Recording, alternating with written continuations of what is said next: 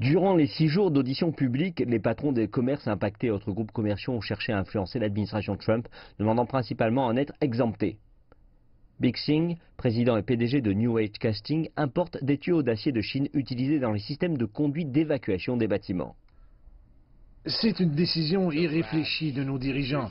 Nous sommes simplement pris dans une guerre économique et c'est chacun qui tire tour à tour sur l'autre. Cela ne va nullement faciliter la vie des uns et des autres. En fait, nous allons affecter les contribuables du pays en augmentant nos coûts pour les consommateurs.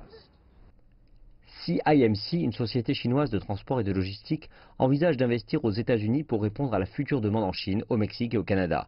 Mais si les droits de douane sont imposés sur les châssis des camions importés de l'entreprise, alors l'investissement en capital ne sera pas disponible. Ces droits de douane ne vont pas dans la poche de n'importe qui, mais du gouvernement. Le gouvernement ne va pas nous le redonner pour construire une usine. Si nous ne mettons pas cela dans une taxe, alors nous pourrions construire des usines et donner une éducation aux gens, recruter du personnel, créer des emplois. C'est aussi simple que cela.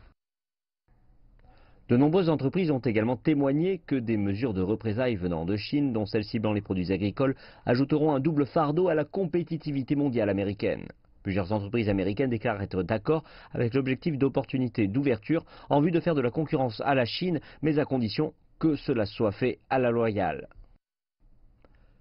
Mais ils disent que la proposition de taxe sur 200 milliards de dollars de produits chinois ne fera que les affecter, car les fournisseurs chinois refuseront d'absorber ces coûts.